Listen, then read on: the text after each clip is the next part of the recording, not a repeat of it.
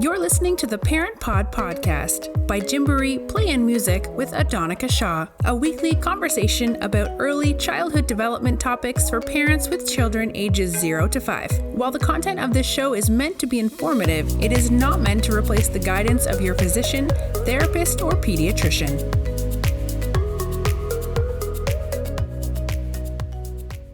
Hello, and welcome to another episode of the Parent Pod podcast with Gymboree Play and Music. I'm your host, Adonica Shaw. Today, I have the pleasure of speaking to Robert Knop, who's a longtime work-from-home dad. He's juggling a wife, twin boys, he coaches soccer, he runs his own consulting business, and he's also a parenting influencer.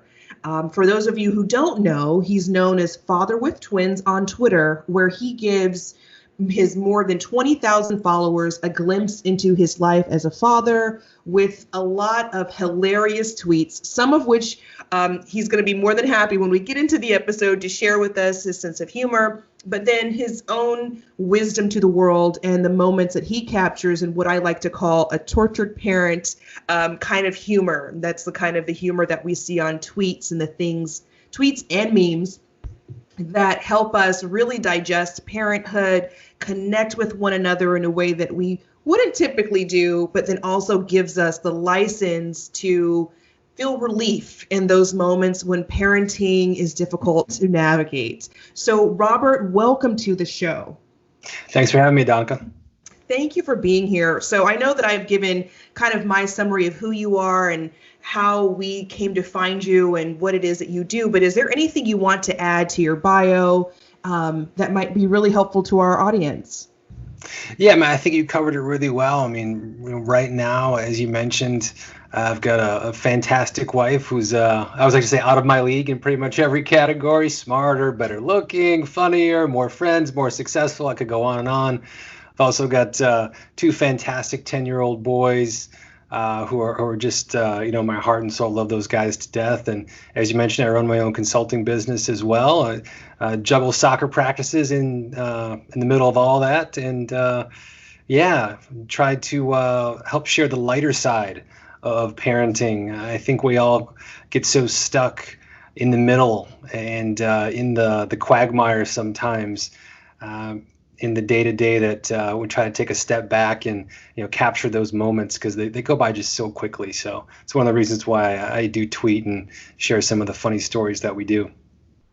Now, one of the things that I'm curious about is how did you get into tweeting this type of content?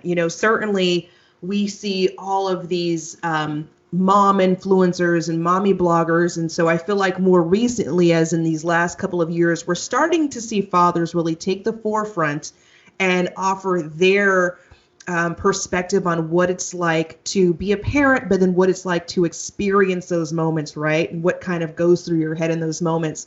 Was there any life event or anything that happened that made you really want to share some of the thoughts that you were thinking in a way that was comedic and lighthearted on social media?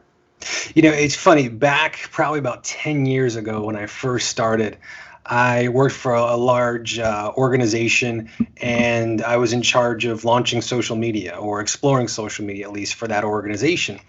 And I had worked a lot with Facebook, a lot with LinkedIn, a lot with YouTube. Pinterest and Snapchat didn't even exist back then. But or Instagram even for that matter. But Twitter was the one where I didn't really have an experience and didn't really do anything with it. So I decided, okay, the way to learn is to learn by doing. So what do I know the most about? Well, sports, marketing, and kids, because we had just had our twins. Like, well, let me do this. Let me share stories that the kids do. And I originally did it also to start capturing moments because time goes by so fast. And with twin boys, I wanted to make sure I captured all those cute things that they said and did so that I wouldn't forget them. And my family would always ask what was going on with them. So I thought Twitter was a great way to kill two birds with one stone. Could learn some things from a work perspective, capture those moments from a family perspective, and then just kind of took off from there. And now it's a source of Yeah, in some way cathartic. I think you touched on that a little bit earlier.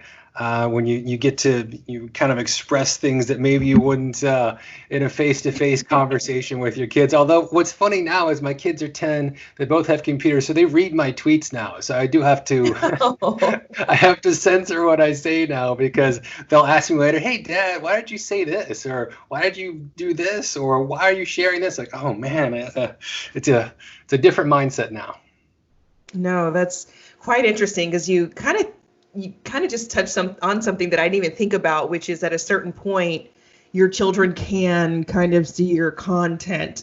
And so yeah, absolutely. they might think like, wow, did I really say that? Or obviously, I think until they're probably parents themselves, they may not understand the entire humor part of it. But I didn't even consider that at a certain point, if you're putting content on social media, that your children would likely see it and then may consume it very differently than somebody who's already been through the parenthood experience. One of the things that I'd love to find out from you, now I love that you're stating that when you started this, it was really as a way to, document all of those moments, because the children do grow up incredibly fast. But for families right now that are either quarantined or spending more time indoors, even if they're not particularly quarantined, because, this is a national podcast. And so I recognize that the restrictions up here in San Francisco, where I'm at, might be very different than where you are versus some of our other listeners are. And so as a way to kind of give them a couple of tips to help them see the lighter side of parenting, particularly during this really difficult and challenging time, what are 3 things or 3 tips that you would give to them to remain lighthearted and to see the brighter side of parenting right now when things are challenging and changing by the moment? Yeah, well, my neighbor said this really well recently. They have kids ranging from 8 to 19.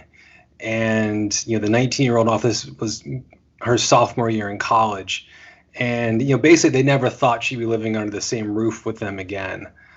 But because of everything that's going on, they got to spend an additional 3 months with her essentially as an adult, and being able to talk with her and, and share things and her experiences of going away to college or to the other side of the country.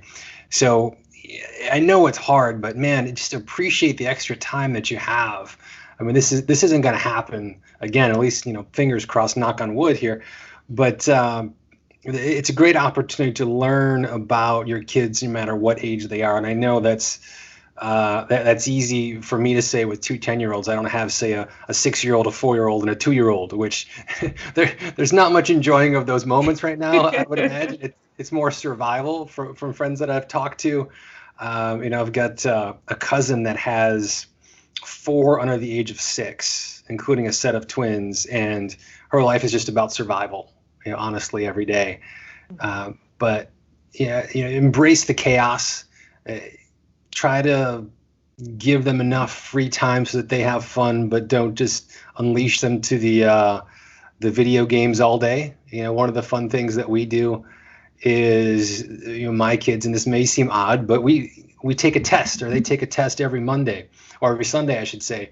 And sometimes it's math, sometimes it's English, sometimes it's other topics. Whatever they score on that test, say there's 50 questions, they multiply that by X amount of minutes, and that's how much time they get per day with video games that week. And sometimes that's a big number, and sometimes that's a small number. So that's one of the things that we've done, and they kind of look forward to those if they do well, and they kind of don't. Another fun thing I would recommend is, I'm out here in Southern California, and it is during the summer, so they've made friends with someone that has a pool, one of our neighbors. So they go for an hour or 2 almost every day over to the neighbor's house, and it's outside, so we hope that's safe, and they're able to just get some exercise, number one, because they're a lot less crazy when they've had exercise. I think all kids are that way. And they get some sun, and they're out of the house, or at least for a little bit. So that's when I think, my most work done. those 2 hours when they're out of the house every day.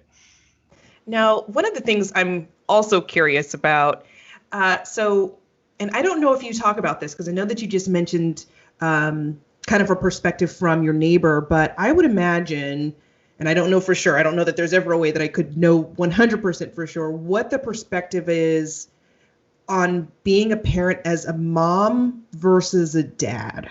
So I would love to hear, like, if there are any interesting moments that you have a radically different perspective on when it comes to parenting as the father to your twins versus what your wife has experienced or vocalized and how she perceives a particular incident, whether it's around food or things kids say or the way that kids consume information even.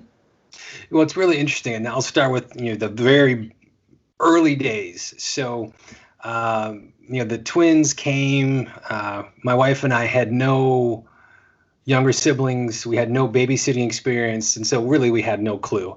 And they came about 2 months early. I mean, we had just put the cribs together that week and suddenly, hey, you've got 2 kids. And so unprepared is really an understatement when it came to how we felt when the kids came. And I had just started a new job, so I didn't have much vacation time or paternity leave or anything like that. 10 years ago, paternity leave wasn't really a thing yet. So I was off for maybe 2 weeks and that was it. So then I had to go back to work with, a couple of newborns essentially. And so my wife was just a soldier and did such a fantastic job. But to make sure that we both got rest, to make sure that we both actually were able to function, we lived in shifts.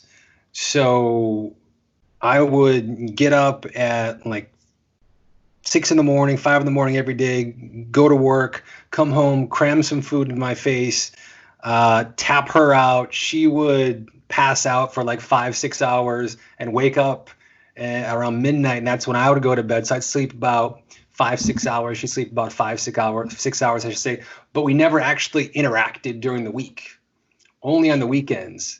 Wow. And that was the interesting thing is, our styles were quite a bit different.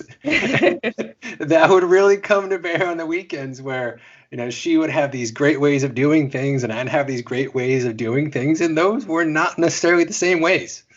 So we had a lot of interesting conversations about the quote unquote right way to do things early on.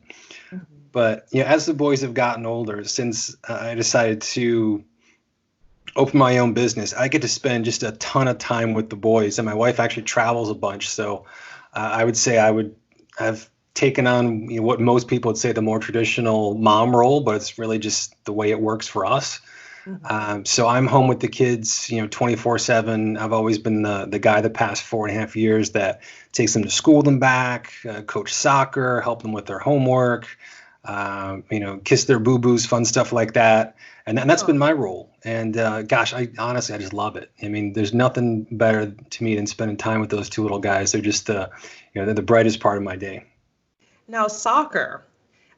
Did you play soccer in high school or college, or was that just something that you decided to get into because you have young boys, or was there something else that kind of drew you to coaching and being involved in their lives that way as well?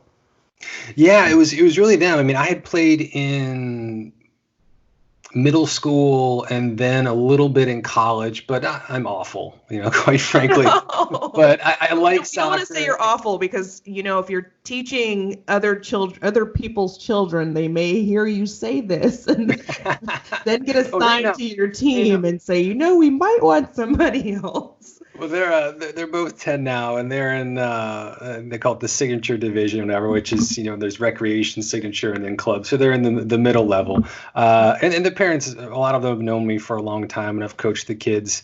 The parents seem to like me because I try not to be hard on the kids. I try to think that, or keep in mind that this is supposed to be fun. This is a game, and don't want to be responsible for ruining anyone's love of that game. I had a nephew who was this fantastic hockey player, but he had a coach in high school that was just a jerk and just ruined his love at the game. And he went from being scouted by big name colleges to not even playing his senior year because he didn't even like the game anymore. So I don't want to be that guy. So I do love it. My kids, that was the sport they were drawn to. We had some coaches that they liked, some that they didn't like. And so I just asked them one time, would you feel better if I coached? And they said yes. So, a friend of mine and I teamed up.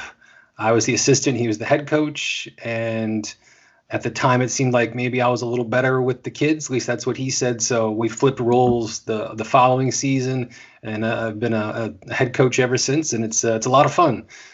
In the spring, it was interesting. Before everything got shut down, we had gotten teams together. We started playing. We had one game, and after that game, as like a big team building thing, and having the parents all bond, I put a party together at a pizza place after that first game, and that actually turned out to be our end of the year party because we never played again. I've been wondering about this because, I don't know if sports are coming back in the fall or if they're not, because my daughter also plays club soccer, and typically they'd have tryouts and whatnot towards the spring.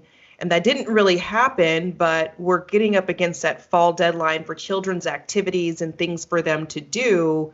I know it's probably very different down there in Southern California, but I am curious, do you happen to know if soccer is going to be back around this fall? And if not, do you have any recommendation for parents who might need to find a way to entertain their children? I don't know that it's entertain, but have them develop some level of athleticism, even if it's just at home or at their local park. Yeah, so I do have an update on at least soccer in this area. So we originally, same as you, would typically have tryouts in the late spring and do a draft shortly afterwards where the coaches would pick players based on tryouts, et cetera, et cetera. Or those were canceled, I think, 2 days before those tryouts. Things opened back up down here in Southern California for about a month, but then the day before we were supposed to have tryouts, they were shut down again.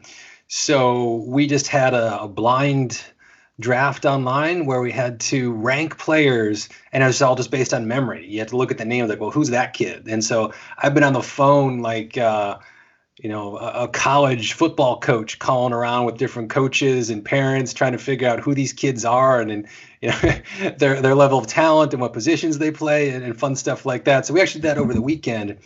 Down here, without the schools being open, if the schools don't open up, then there's no seasons or anything because we play at all the schools, so that they would be closed down.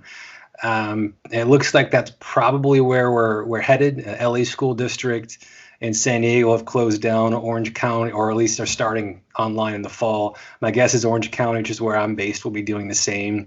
So we'll have to see. But what I've been doing for my kids to keep them moving around is, and we started this back in April, is every day we would have recess.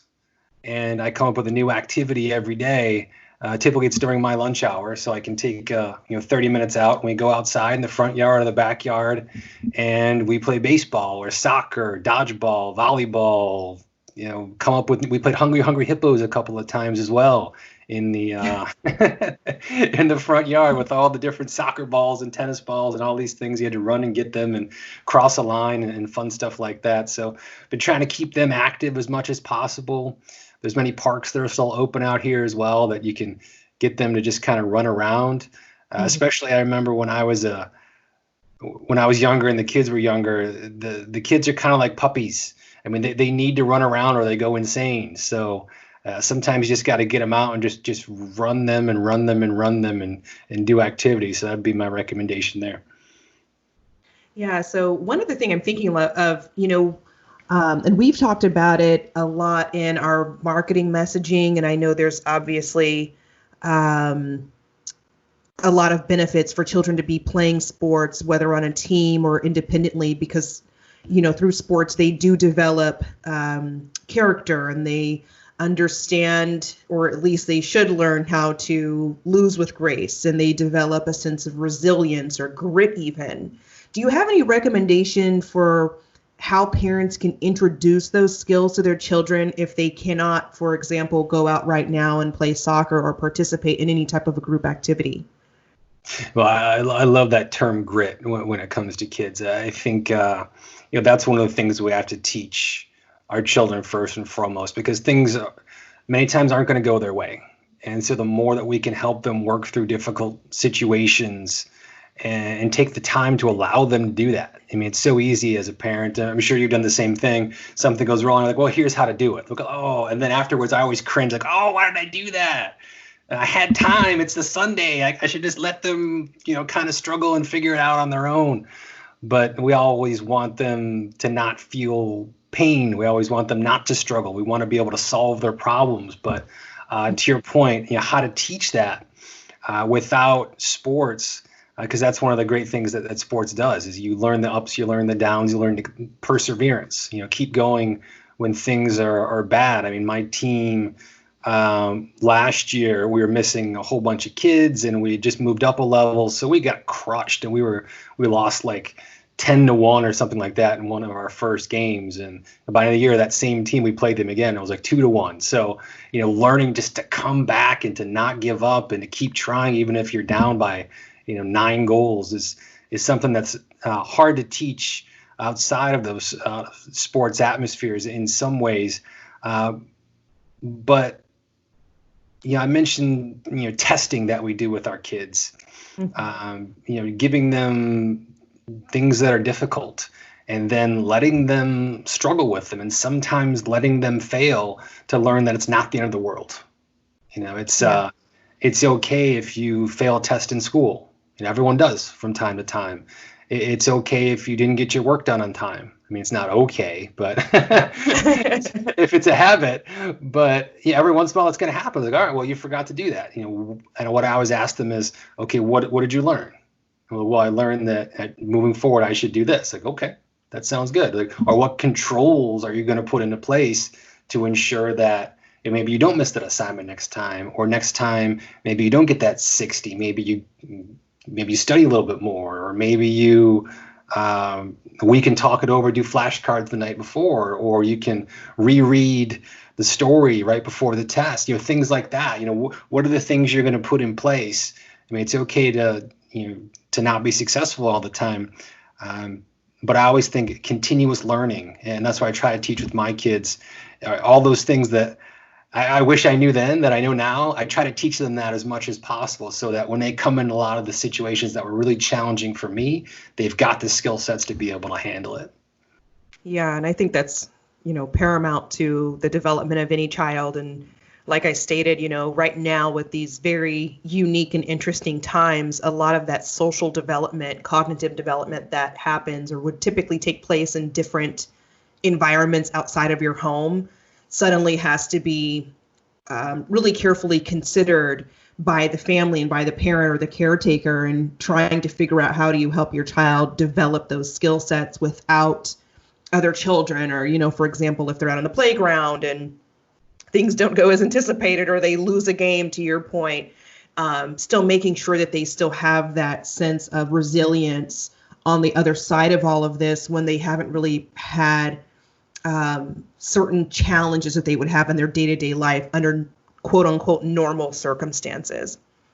Yeah, absolutely. I think that EQ is so important as you get older, and teaching them those skills at a young age is fantastic. For example, the other day, my wife said she was having a bad day, so one of my boys made her nachos. I mean, wow. I mean, that kid's going places, right? Because they're like, oh, mom loves nachos, I'll make her some nachos, that'll make her happy. Like, bam, like having that next level of EQ at that age is great. So those types of things and be able to recognize those are so important. Oh, that's just the sweetest story. I'm like, does it make me bad if I just kind of want nachos, even if I have a good day? Like, my day's going pretty well, but I could go for some nachos. Exactly, right? And every once in a while, my kids bring me hey, Dad, you want a soda? And they'll bring me. So well, I didn't, but hell yeah, I'm going to take that. Absolutely. No, that's funny. And, just spot on, because children do learn kind of those behaviors and how to respond to different people's emotional states very early in life. And so I'm totally with you. Like, I would take a soda even if I didn't ask for it. I know that's probably horribly unhealthy, but I'm being honest here. I would totally take some nachos even on a good day. I just, have to make sure that I don't have them every day. So exactly. Well, it's funny you mentioned, other ways to teach them that grit. I mean, our kids take piano too. And so We're not having the teacher come in anymore, but my wife's trained in the past and took many years of piano. So, that helps them as well. So it teaches them, okay, you got to practice. You got to put in the time to get better. You can't just sit down and expect to be successful. You got to put in the hours. You got to put in the time to be successful.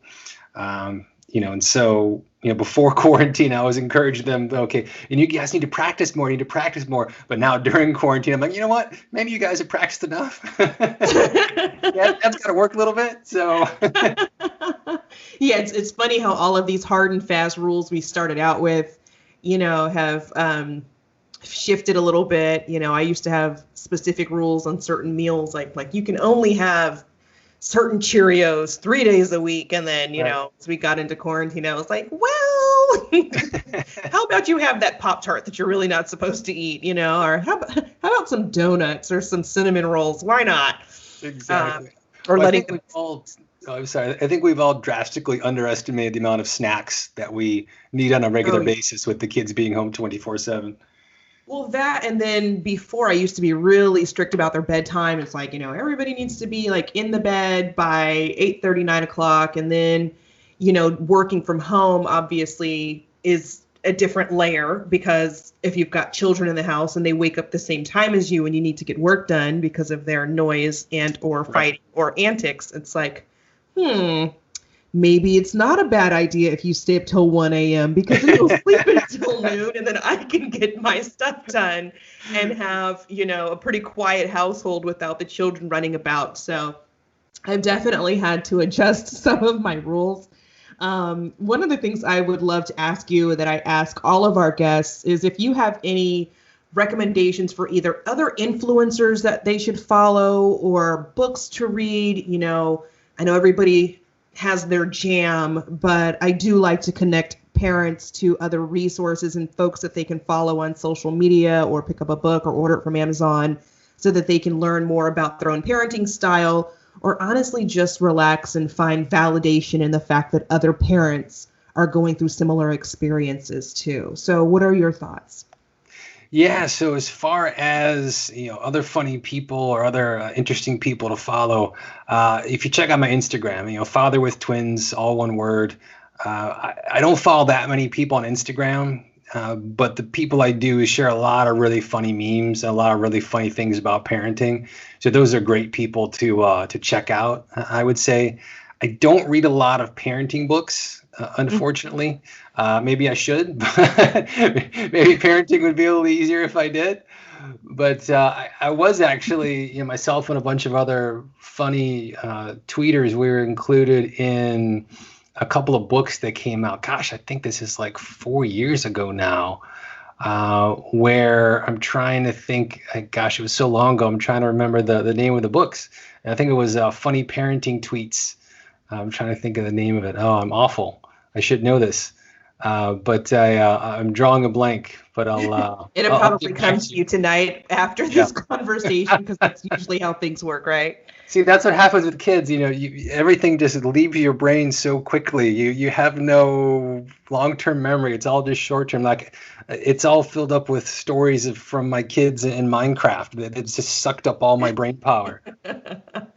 Yeah, my daughter loves. Well, she was doing Minecraft for a while. She's changed over. She's on Roblox now, and it's just Roblox all day long. Oh, and then my son plays Fortnite quite a bit. So nice. Okay, here's the Big Book of Parenting Tweets. That was the first one, and there's a second one called The Bigger Book of Parenting Tweets. They're both available on Amazon, and they're funny stuff. I'm probably one of the least funny people in there, but there's a lot of good stuff.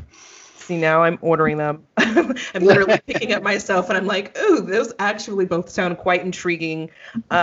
It's interesting. Like, if there's not a lot going on in the evening and, I don't want the TV on, it's like, where else can I find some really intriguing content? Twitter.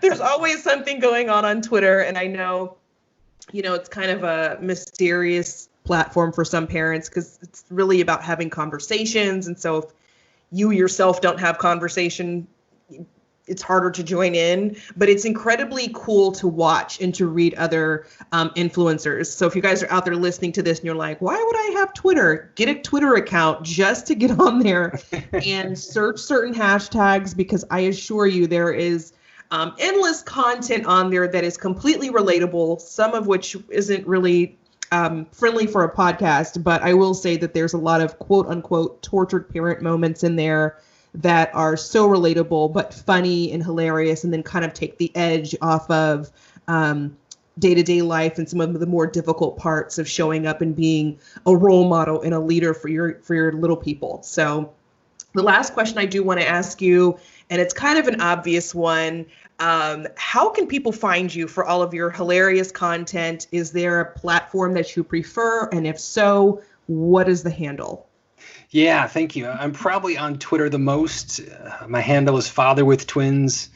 Same handle on Facebook and Instagram. I'm rarely on Facebook. It's I'll just say I'm rarely on Facebook, but I'll leave it at that. But Twitter, I'm probably on there 2-3 times a day, and Instagram maybe like 2-3 times a week.